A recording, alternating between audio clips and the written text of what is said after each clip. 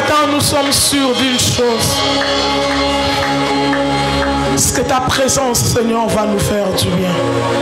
Alors parle à nos cœurs, Seigneur. Nous sommes là pour t'écouter. Nous désirons de tout cœur écouter ce que tu as à nous dire ce matin. Parle à nos cœurs. Au nom puissant de Jésus-Christ, nous avons ainsi prié. Amen. Amen. Amen. J'aimerais qu'on reprenne cette action. On va dire bonjour à la personne qui est à votre gauche, à votre droite. Bonjour à tous et bienvenue dans la maison du Seigneur. Amen. Bonjour à tous et bienvenue dans la maison du Seigneur. Bonjour à tous et bienvenue dans la maison du Seigneur. Amen, amen. On va prendre nos Bibles dans Philippiens 2, du 6e au 11e verset.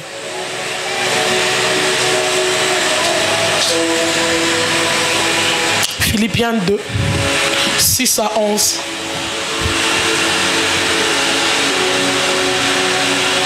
Je vais prendre le verset 5 aussi. Et en vous la pensée qui était en Christ, lui dont la condition était celle de Dieu. Il n'a pas estimé comme une proie arrachée d'être égal avec Dieu, mais il s'est dépouillé lui-même en prenant la condition d'esclave, en devenant semblable aux hommes. Après s'être trouvé dans une situation d'un homme, il s'est humilié lui-même en devenant obéissant jusqu'à la mort de la croix. C'est pourquoi aussi Dieu l'a souverainement élevé. Il lui a donné le nom qui est au-dessus de tout nom, afin qu'au nom de Jésus, tout genou fléchisse dans les cieux et sur la terre et sous la terre, et que toute langue confesse que Jésus-Christ est Seigneur, à la gloire de Dieu le Père. Amen. On va juste tourner nos Bibles dans Colossiens. Colossiens 1.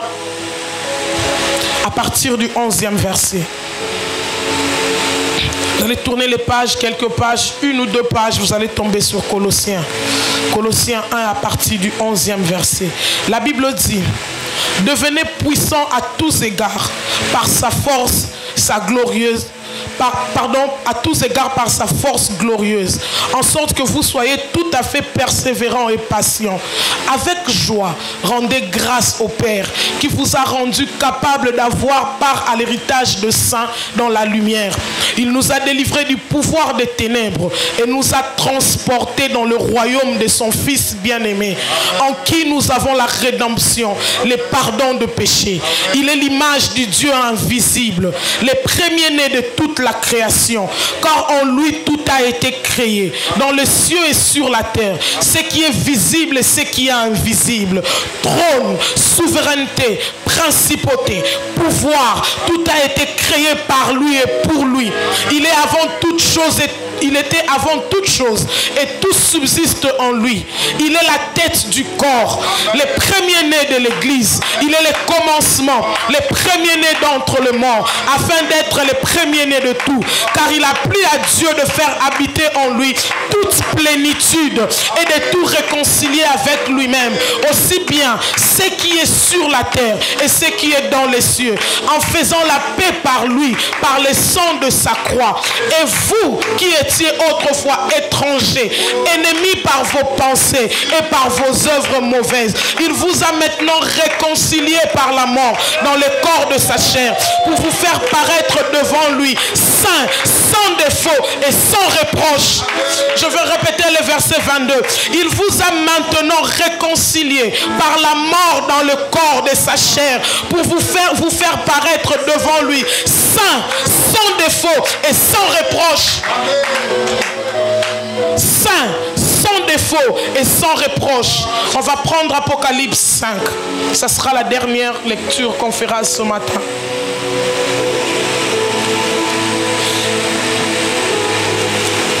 Apocalypse 5 à partir du premier verset, la Bible dit: puis je vis dans la main droite de celui qui a été assis sur le trône un livre écrit en dedans et en dehors, scellé de 7 sceaux. Et je vis un ange puissant qui proclamait d'une voix forte: qui est digne d'ouvrir les livres et d'en rompre le sceau? Mais nul dans le ciel, ni sur la terre, ni sous la terre ne pouvait ouvrir les livres, ni les regarder. Et j'ai pleuré beaucoup, parce que nul ne fut trouvé digne d'ouvrir les livres, ni de les regarder. Et l'un des anciens me dit: ne pleure pas, voici que le lion de la tribu de Juda, les rejetons de David, a vaincu pour ouvrir les livres et ses 7 sceaux. J'ai vu au milieu du trône des 4 êtres vivants et au milieu des anciens un agneau debout qui semblait immolé. Il avait 7 esprits de Dieu, il avait 7 yeux qui sont les 7 esprits de Dieu envoyés par toute la terre. Il vint recevoir les livres de la main droite de celui qui était assis sur le trône. Quand il eut reçu les livres, les 4 êtres vivants et les 4 êtres vivants et les 24 anciens se prosternèrent devant l'agneau, tenant chacun une harpe et des coupes d'or remplies de parfums qui sont des prières de saints. Et ils chantaient un cantique nouveau en disant: tu es digne de recevoir les livres et d'en ouvrir les sceaux, car tu as été immolé et tu as racheté pour Dieu, pour par ton sang, des hommes de toutes tribus, de toutes langues, de tout peuple et de toute nation. Tu as fait d'eux un royaume et des sacrificateurs pour notre Dieu, et ils régneront sur la terre. Amen. Est-ce que quelqu'un peut acclamer la parole du Seigneur? Ce matin, j'aimerais commencer par dire merci à Dieu pour la marque de confiance renouvelée en ma personne. Merci à mon pasteur pour le coaching ainsi qu'à son épouse. Et merci à tous les comités de l'église. Merci. Ce n'est pas une tâche facile. Mais si on renouvelle la confiance en nous, ce que Dieu veut que nous puissions revenir. Et je dis merci pour tout ça. Le thème que je vais exploiter ce matin, c'est l'agneau est souverain. L'agneau est souverain. Quand nous regardons dans l'image, dans le monde des animaux, l'agneau c'est cet animal qui est tout petit, fragile d'apparence. L'agneau c'est cet animal qui, quand vous le voyez, vous avez envie de le toucher parce qu'il est doux. Il a tendance à réveiller votre côté câlin, si je peux le dire comme ça. Il a tendance à réveiller votre côté doux, parce que l'agneau communique la douceur. Quand on voit l'agneau, on ne se sent pas agressé par l'agneau. Contrairement, quand on rencontre un tigre ou un loup ou un lion, on a peur. On a peur, on a tendance à fuir. Mais quand on voit l'agneau, le premier réflexe, c'est de s'approcher. L'agneau, si je peux le comparer par cet animal domestique, c'est un peu ces petits chiens, vous voyez les caniches, tout poilus là. Quand vous les voyez, tellement qu'il est beau, vous avez tendance à venir vers lui. Vous oubliez que c'est un animal. L'agneau a la facilité d'attirer. Mais la particularité de l'agneau, c'est que l'agneau, c'est le petit de la brebis et du mouton. L'agneau a moins d'1 an. L'agneau n'a pas plus d'1 an. Quand il a plus d'1 an, ça devient un mouton. On parle de l'agneau quand il a moins d'1 an. Donc, en quelque sorte, non seulement qu'il est petit, fragile, mais il est encore dans la phase de croissance. Il n'a pas encore atteint la pleine maturité d'un animal. C'est ça l'agneau. Et on dit de quelqu'un qui est souverain, c'est quelqu'un qui a le plein droit, la toute puissance, comment on dit, la suprématie dans tout. Donc ça signifie qu'au-dessus de lui, personne ne vient. S'il décide, personne ne peut révoquer sa décision. S'il se décide d'arrêter un processus, personne après lui ne peut repartir sur ces terrains-là. On parle d'un souverain, quelqu'un qui est capable de s'auto-prendre en charge et de prendre en charge les autres, sans faillir dans son action. J'ai entendu des musiciens du monde s'appeler des souverains. J'ai entendu des gens se faire appeler des souverains. Mais d'une certaine manière ou d'une autre, ils ont failli quelque part à leur mission. On parle des souverains, frère Ézéchiel, de celui qui est capable de porter jusqu'à la fin, sans faillir. De celui qui est capable de porter jusqu'à la fin, sans se dire que je n'ai plus de capacité de continuer. Quand un souverain se présente, ça signifie que tout ce qui avait un titre tombe.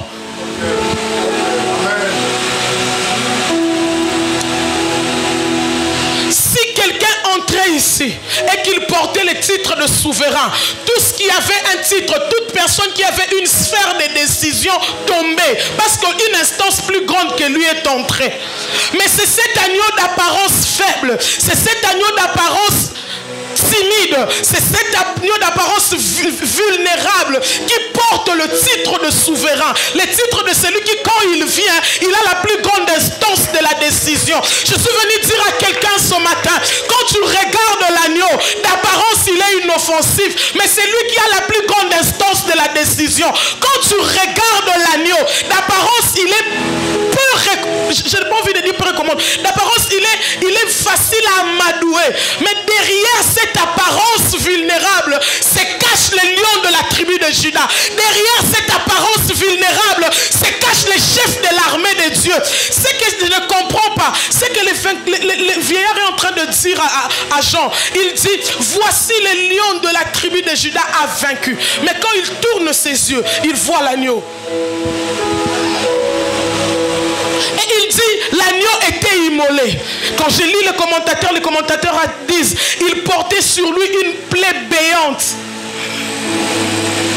Mais le comble, c'est qu'il était assis sur le trône. Non seulement qu'il a l'apparence faible, frère Ézéchiel, mais il porte une plaie mortelle. Mais il est assis sur la plus haute sphère de la puissance.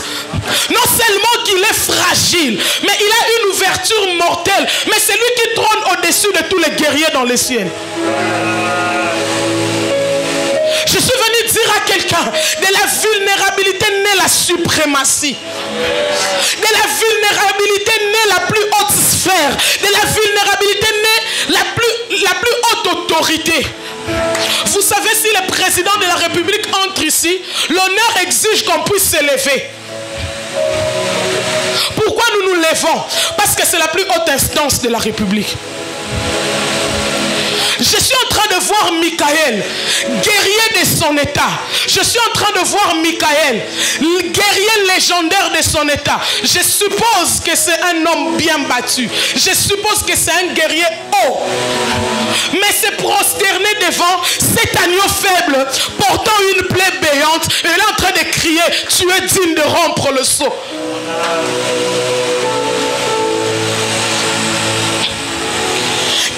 Sur la terre vient comme étant l'agneau de Dieu. Ésaïe est en train de présenter, il dit, un fils nous est donné, un enfant nous est né, la domination reposera sur son épaule. Quand Christ vient, quand le Messie vient, l'humanité s'attend à ce qu'un guerrier vienne, papa Ézéchiel. L'humanité s'attend qu'on voit un guerrier de la race de Goliath. Mais on voit quelqu'un qui est d'apparence vulnérable, qui a même du mal de foi à se trouver une maison. Mais la Bible dit, lui qui était égal à Dieu n'a pas regardé à sa condition, il s'est dépouillé. Je vais partir de là pour vous amener à la souveraineté. Qu'est-ce qui fait en sorte que l'agneau devienne souverain? L'escalier qui amène à la souveraineté, papa Ézéchiel, se prend dans le sens contraire, du haut vers le bas. J'aimerais le répéter.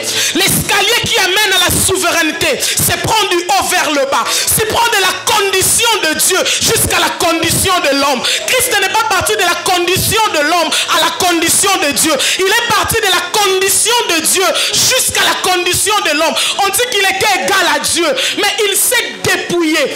Il ne s'est pas dépouillé de la divinité. Il s'est dépouillé de l'honneur attaché à sa fonction.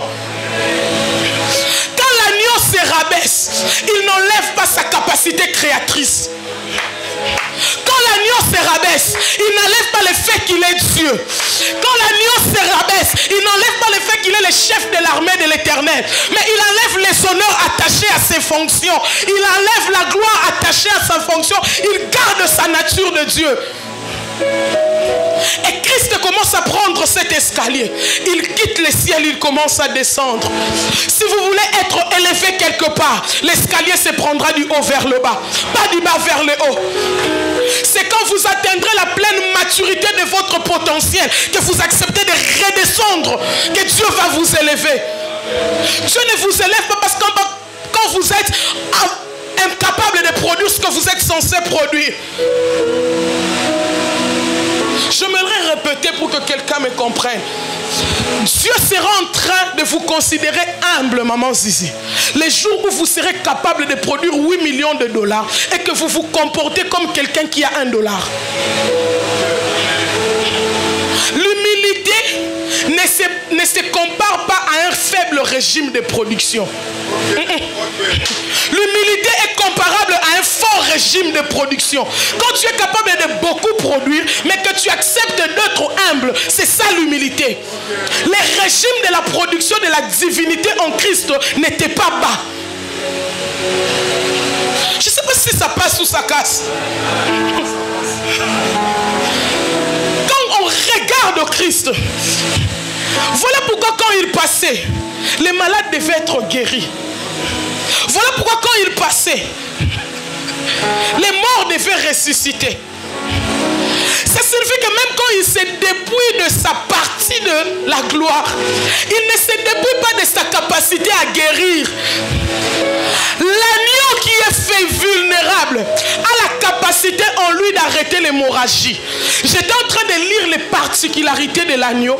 On dit que dans sa chair, l'agneau est riche en vitamine B. La vitamine B, c'est parmi les vitamines qui entrent dans le mécanisme de l'arrêt de l'hémorragie. Ça signifie que quand vous consommez régulièrement l'agneau, automatiquement, vous diminuez les risques des hémorragies massives en vous. Est-ce que je suis en train de parler à quelqu'un? Ça signifie que quand vous consommez les vulnérables, vous arrêtez la catastrophe devant. Christ se dépouille lui-même. On dit qu'il se dépouille non seulement de la grâce, mais il s'abaisse jusqu'à la mort de la croix.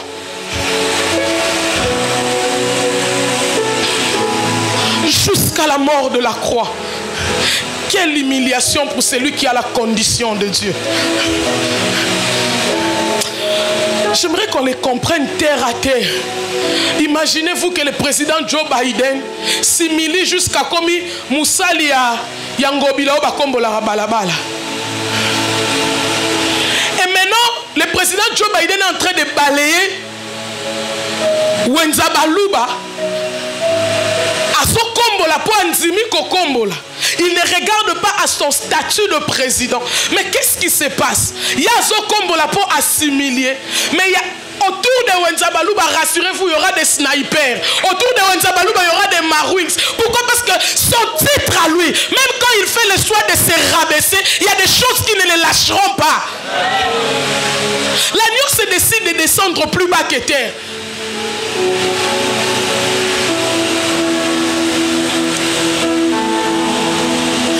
Descend plus bas que terre. Quelles sont les répercussions, frère Ézéchiel, de son humilité? Le premier objectif de l'humilité de l'agneau, c'était de ramener les droits de rachat au Père. Vous ne m'avez pas compris.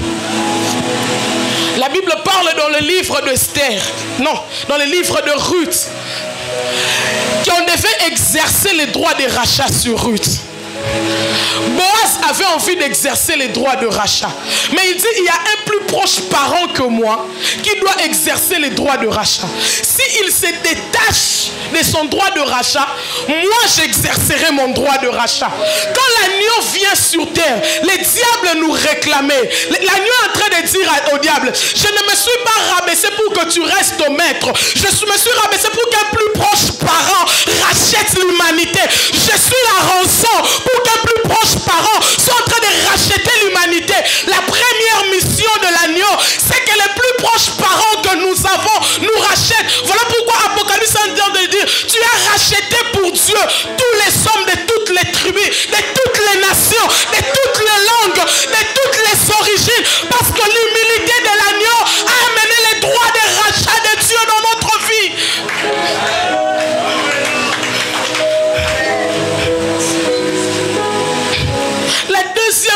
chose que l'agneau fait, papa Ézéchiel. Vous savez, j'ai comme l'impression que quand les diables voyaient Jésus, ils disaient, comment nous fout à droit de rachat. Les diables pensaient qu'on allait lui payer les droits de rachat. Les diables pensaient qu'il était le propriétaire des hommes.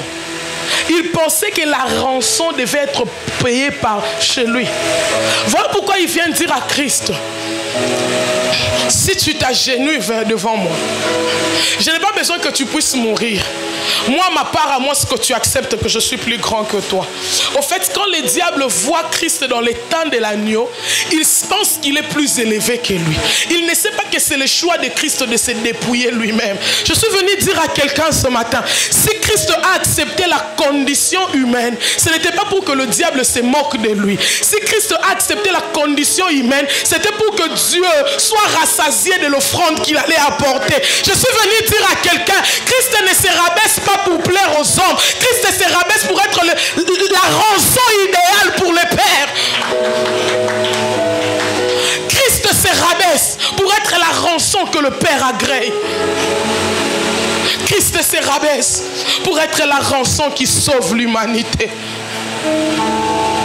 Christ se rabaisse pour être celui qui rachète les nations pour Dieu. La deuxième des choses que l'agneau fait, c'est que dans sa vulnérabilité, frère Ézéchiel, il a tendance à attirer vers le Père.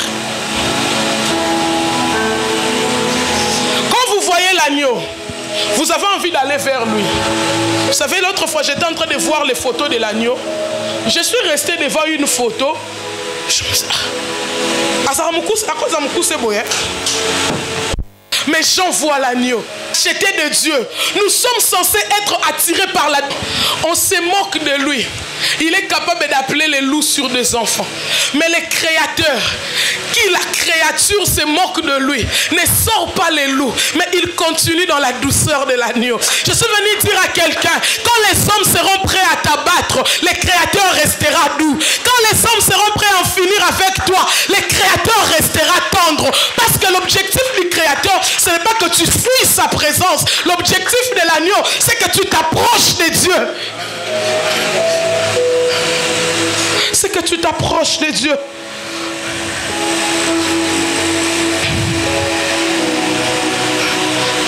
Mais ce qui m'étonne, papa Ézéchiel, c'est que cet agneau, à la veille de sa mort, il rassemble les disciples.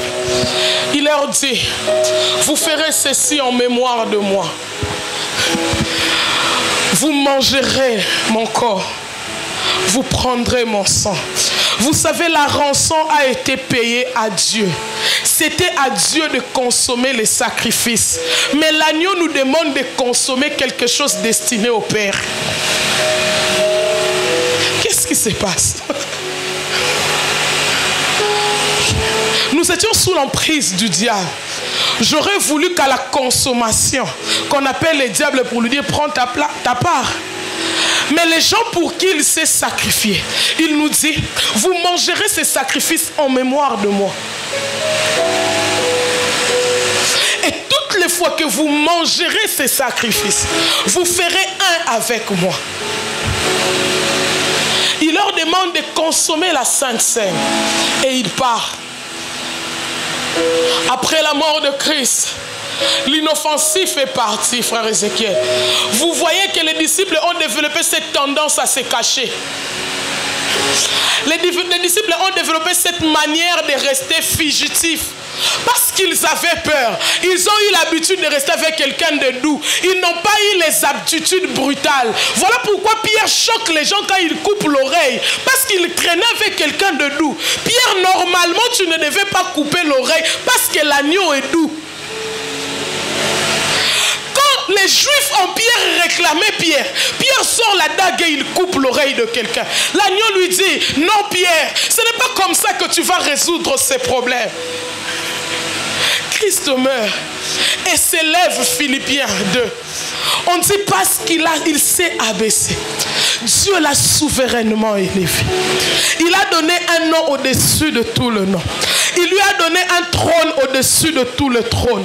Il lui a donné une place au-dessus de tout. C'est cet agneau qui devait être digéré et expulsé par l'homme qui se retrouve être élevé. Des fois, quand vous lisez la Bible, vous avez l'impression que c'est compliqué. Comment quelqu'un que nous on a consommé devra encore être élevé? Ça réalisé. Au sombi quiz, au liango. Et puis, bah, quand on a quiz, soso wana, bah, tiens, il y a un président des États-Unis. Au Kosanza, toko salanine. C'est compliqué. Quelqu'un dit il a un comportement lourd. Au sombi vraiment quiz, au tumbiango. Soso ye mora yebiso liangai o bomie o lié et puis ba yebiso que soso yo lié yenda comme chef ba soso nyo sa mukili.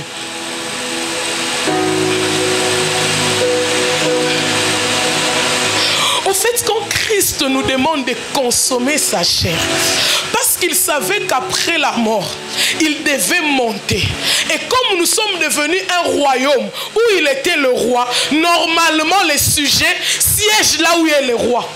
Et parce que nous devons monter, notre chair à nous ne correspond pas à la substance qui peut monter. Il nous dit consommer l'agneau. Quand je serai souverainement élevé, en fait la subsistance en vous sera en train de vous attirer vers le Père. Je suis venu dire à quelqu'un, quand tu consommes l'agneau, tu es en train d'être attiré vers le Père. Ce qui m'étonne, frère Ézéchiel, c'est qu'il nous attire vers lui, pas dans les alentours du trône. J'en les vois sur le trône. Ça signifie que là où Christ part nous déposer, les loups ne peuvent pas nous atteindre. Parce que si les loups nous atteignent, quand il viendra chercher l'agneau sur le trône, il rencontrera le roi de la forêt. Je ne parle pas de Wéranson. Je suis en train de parler de Jésus.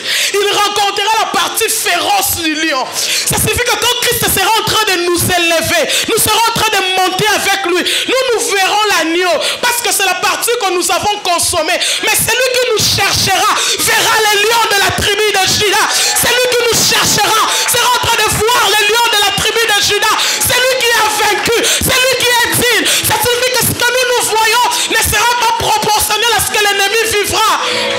Les expériences que nous avons avec Dieu ne sont pas les mêmes expériences que les démons avec Dieu. Ils ont la terreur de celui qui peut détruire. Nous avons la douceur de l'agneau qui attire. Je suis venu dire à quelqu'un, ils ont les souvenirs de la bataille. Nous avons les souvenirs de la douceur de Dieu. Dieu sera en train de s'exprimer tendrement dans la vie de quelqu'un. Il a été souverainement élevé. Et Christ, en montant avec nous, il nous amène dans la plus haute sphère de la spiritualité. Vous savez, un jour, j'étais en train de... Avec mon frère Dadi, on regardait un documentaire sur les frères maçons. Ils appellent leur maître grand maître. Parce que selon eux, que c'est leur maître qui est le suprême. Et quand ils appellent leur maître grand maître, ils sont conscients que dans la bataille, le grand maître va leur défendre. Ce qui se passe, c'est que le grand maître, en montant, il est conscient qu'il y a quelqu'un au-dessus de moi. Et toi, quand tu as peur du grand maître, tu ne sais pas que tu as consommé celui qui est au-dessus de lui. Je suis venu dire à quelqu'un ce matin, quand tu es sûr que tu as consommé l'agneau, il y a des choses qui ne te feront plus peur. L'autre fois à la maison, il y a des choses qui se passaient. J'ai dit à ma mère, j'ai même dit à mon frère Glody, désormais dans cette maison, aucun sorcier ne va avaler la nourriture que moi j'ai préparée. Soit Tchangona Mounokone et l'écaté. Mon frère m'a dit, Rosio, ça rabi lobela. Frère Ezekiel, konda, perda, kilo. Je ne sais pas ce qui s'est passé, maman Zizi. Quand il mettait dans la bouche, ça ne passait pas. Je suis venu dire à quelqu'un, c'est que tu as la capacité de traumatiser ce qui te traumatise. Parce qu'en toi, il y a l'agneau de Dieu.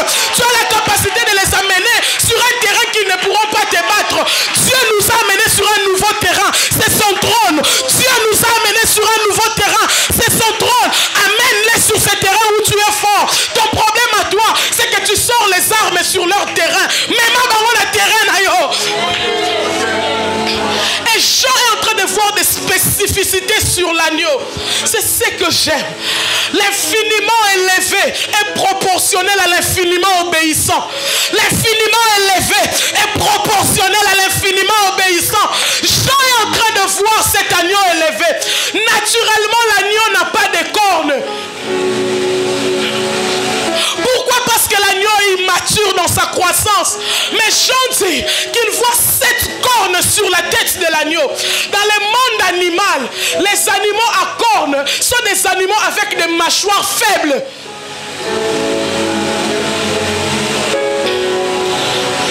Ça signifie qu'il ne peut pas déchiqueter la viande avec sa mâchoire.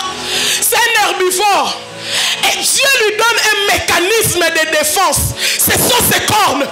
Dans le monde animal, les cornes sont en train de substituer la puissance de la mâchoire. Je suis venu dire à quelqu'un, Jean ne voit pas une corne, Jean voit 7 cornes. Ça signifie que l'agneau qui est souverainement élevé porte sur lui les armes offensives et défensives, capables de terroriser tout le monde. Jean voit la plénitude de l'action de la guerre. Jean est en train de voir un guerrier dans les corps doux. Jean est en train de voir un terrasseur dans un corps doux. Jean est en train de voir quelqu'un de calme, mais avec une force de frappe comme jamais le monde n'a connu. Jean voit l'agneau avec 7 yeux. La Bible dit que ces 7 yeux constituent les 7 esprits qui circulent sur la terre. Ah, le frère Jérémie va se souvenir des 7 esprits de Dieu. Il voit un agneau. Vous savez, quand quelqu'un a la facilité de vous attirer, mais que vous le voyez avec 7 cornes et 7 yeux, vous ne venez plus. Et puis le comble, c'est que vous voyez avec une plaie. Quelqu'un dit, l'hémorragie de l'agneau ne s'arrêtera pas, parce qu'il y a encore un pécheur qui est en train de naître. Si l'hémorragie s'arrête, les pécheurs n'auront plus de place. Il doit continuer à saigner, parce que toi tu dois guérir. Il doit continuer à saigner, parce que cet enfant de 2023 là qui va naître là, pécheur de 2025, doit trouver le pardon, doit trouver le pardon, doit trouver le pardon. L'hémorragie ne s'arrêtera pas. L'agneau est capable d'arrêter l'hémorragie en toi, mais son hémorragie à lui doit continuer de couler. Mais il est en train de voir 7 yeux qui constituent les 7 esprits de l'Éternel envoyés sur la terre. Les commentateurs disent que c'est la plénitude de l'action de l'Esprit de Dieu. Il a reçu un esprit de sagesse, un esprit d'intelligence. Vous savez, quand l'agneau est souverainement élevé, il n'est pas souverainement élevé seulement pour être guerrier. Non, frère Ézéchiel, il est souverainement élevé pour élever les comptables. Il est souverainement élevé pour élever le médecin. Il est souverainement élevé pour élever les infirmiers. Il est souverainement élevé pour élever les bâtisseurs. Il est souverainement élevé pour élever les architectes. Ça signifie que dans son action, il y a une plénitude. Je suis venu dire à quelqu'un, celui qui est souverainement élevé est capable d'amener la perfection sur tous les domaines. Celui qui est souverainement élevé est capable d'amener la perfection sur tous les domaines. Celui qui est souverainement élevé est capable d'amener la perfection sur tous les domaines de votre vie. Yondo consulta kala côté bitumba nae. Osio senga e plan stade apimelio. Osio senga e plan économie apimelio. Frère Gloire, osio senga nzembo apimelio. Meka ina ba terrain mususu. Na linga na bisa mutu moko meka nyo na ba terrain mususu. Asa capable ya ko surprendre yo. Asa capable ya ko épater yo. Asa capable ya ko memo na ba dimension satana kité. Asa capable ya ko memo na ba terrain satana kité, parce que nous sommes dans la plus haute sphère de la spiritualité. Dans l'équipe Andoki, nasoye bisa mutu moko. Dans l'équipe Andoki, nous sommes sur la haute sphère de la spiritualité du monde. Nous sommes dans le cœur de Dieu.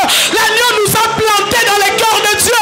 L'agneau a fait de nous des sacrificateurs à l'image de Dieu. Non seulement qu'il fait de nous un royaume de ses sujets, Makoti Sabiso na bonganga. agneau aya na bonganga na vie na biso. Afandisa biso kati ya bonganga. Nalingi na yebisa mutu moko bonganga est disponible, mais à une condition: prends l'escalier du haut vers le bas. Ne le prends pas du bas vers le haut, parce que si tu le prends du bas vers le haut, tu te croiras compétent quand tu vas arriver. Mais quand tu le prends du haut vers le bas, tu sauras que j'ai tout laissé, j'ai tout abandonné, je me suis dépouillé, et aujourd'hui, ce que je suis, ce n'est pas le fruit de ma force, c'est Dieu qui fait ça. Que Dieu bénisse sa parole.